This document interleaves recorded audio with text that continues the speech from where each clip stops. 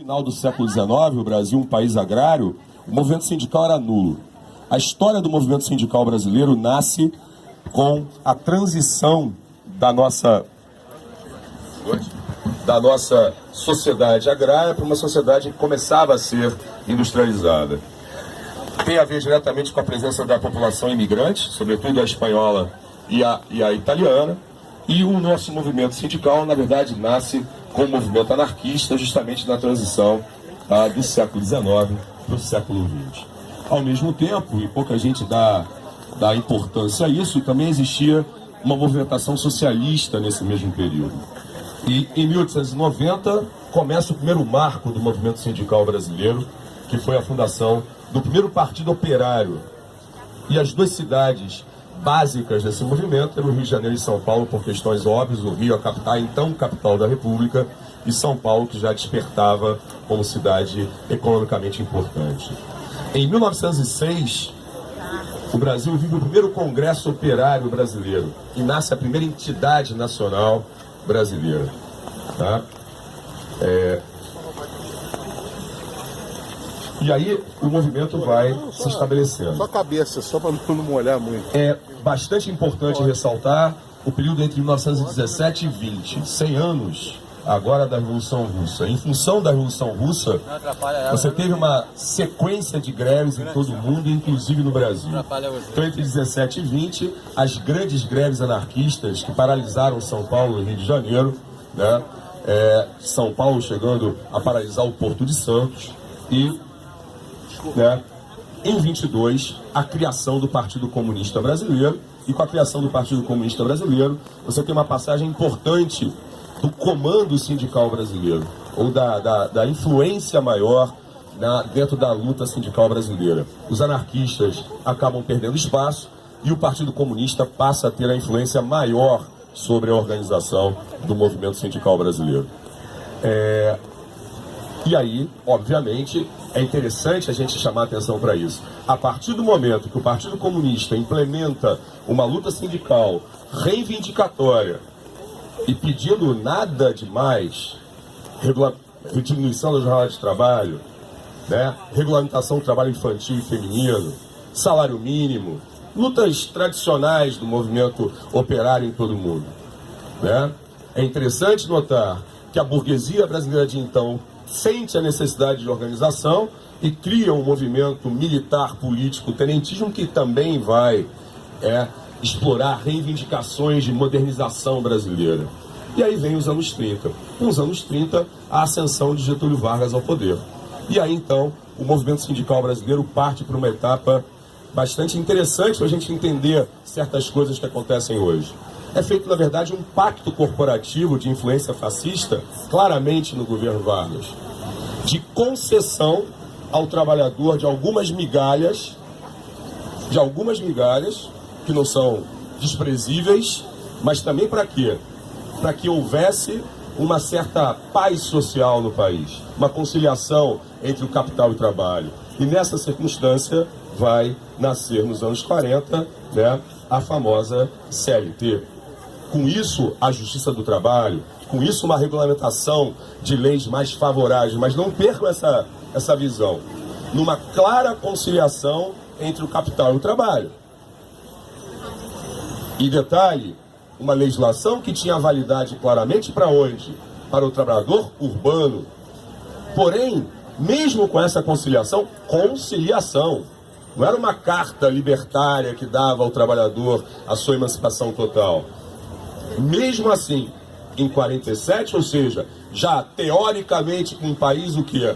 Democratizado, a ditadura varguista cai em 45, teoricamente com um governo eleito, democrático e continuista do legado varguista, o governo Dutra, que vai se alinhar a uma postura norte-americana de perseguição à esquerda mundial.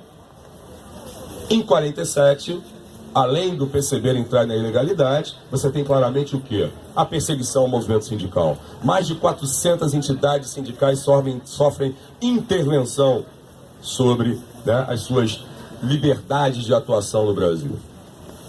Nos anos 50, com a volta de Vargas, né, você vai ter novamente um pacto social ajustado, mas não muito estável.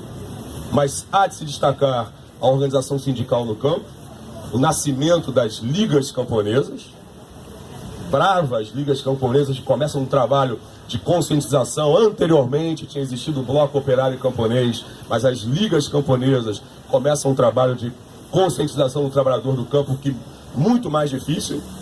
Se nós sabemos os problemas que enfrentamos com o capital, imagina a luta do camponês nesse país contra o latifúndio, né? Então, uma coisa mais dura ainda. Há se destacar também que a luta sindical se junta a lutas nacionais bastante importantes, como a criação da Petrobras, a luta pela liberdade sindical, e aí, claro, um momento de esperança nos anos 60, no governo Jango, quando você tem até ampliações de direitos trabalhistas, mas aí todos sabem, infelizmente, a história do Brasil. Em 64, isso é extirpado com um golpe militar. Para alguns, a Revolução Redentora do Brasil. Porque isso é complicado. Quando a gente trabalha hoje com história, e pegando a fala do presidente do sindicato, né, da escola com mordaça, muitos passam a acreditar que falar em golpe, né, é algo complicado nos dias de hoje. Golpe militar, sim. Golpe militar, sim. E então, a partir dos anos 60, o retrocesso da ditadura militar, que permitiu a criação da lei antigreve, cassações, exílio, morte, tortura. E, sobretudo, que não devemos esquecer, uma política contínua de arroxo salarial, que sacrificou e bastante o trabalho nesse país. Arroxo salarial, cassação, cerca de intervenção em mais de 2.000 entidades sindicais brasileiras. Final dos anos 70, com a decadência da ditadura militar, nasce o novo sindicalismo, que na verdade é um ressuscitar do movimento sindical brasileiro. E nasce no ABCD paulista, nasce na local das fábricas, desenvolvidas até durante o processo de JK e da própria ditadura militar. Cito a greve de 78, uma greve interessante que marca o início, a ocupação dos operários da SCAB Scania, que batem cartão, entram na fábrica, mas não trabalham. E inicia, então, um grande movimento sindical no Brasil. E para quem não era nascido nessa época, né, é importante citar que a partir de 79 até o final da ditadura militar, seguidas greves foram feitas de várias categorias profissionais, operários, bancários, professores, e com detalhe, com grande apoio da sociedade brasileira, que bancava o movimento grevista. Existia essa ligação clara entre a sociedade e o movimento sindical, com lutas amplas, não só a luta pela dignidade do trabalho, mas lutas amplas, né, como a luta pela lei de anistia, as diretas já. Cidadania, minha gente, se constrói na rua, na luta. E esse momento culminou com a nossa democratização e com um novo pacto político no país, que eu não tenho dúvida de afirmar como historiador que hoje se rompe. A estrutura criada da pactação política a partir de 85 se rompe. E nós temos que ter a consciência de que precisamos criar uma nova política para esse país. A grande verdade é essa. Anos 90, o Brasil mergulha no projeto neoliberal. Começam as reformas. Começa o achincar e o atentado contra o trabalhador. Privatizações.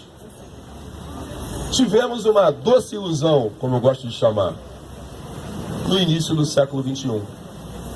Novamente, veja bem, olhando o histórico desse movimento de luta, nós tivemos breves momentos de algumas concessões.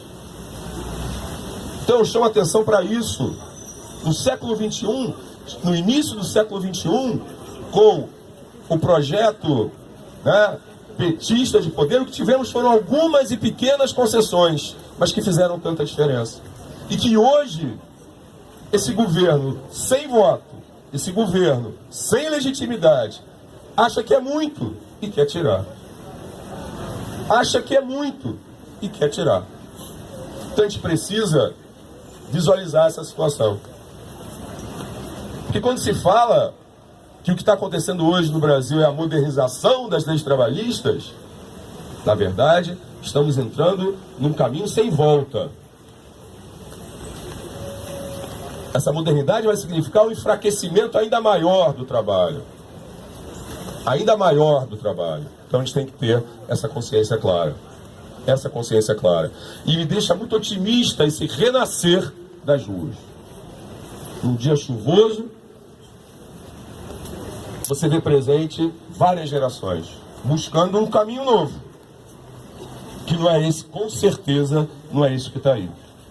Então o movimento sindical precisa se renovar, precisa se reorganizar para propor realmente um avanço claro da sociedade brasileira, em prol de uma democracia total, onde todos tenham acesso à educação de qualidade, à moradia, né, ao trabalho, ao salário que gera realmente a dignidade humana. Democracia não é só votar de 4 em 4 anos, no caso do Brasil, de 2 em 2. É ter acesso à cultura, à formação digna do cidadão. Então o que a gente está fazendo aqui hoje, quando eu dou essa pequena contribuição, mostrando um histórico da luta brasileira, é mostrar isso, que a nossa luta é árdua, marcada nem sempre por grandes vitórias, mas as vitórias que a gente tem são muito importantes e é hora de buscá-las novamente. O movimento sindical nunca abriu mão de lutar, e é isso que a gente tem que fazer. É isso que a gente tem que voltar a fazer. Para que o mínimo que a gente conquistou não seja perdido tão facilmente assim. Então a nossa luta só está começando, como eu já disse, e volto a dizer. Que tenham consciência disso. E que a luta sindical possa propor realmente novos caminhos para que a gente possa ter o resguardo da qualidade da nossa vida real.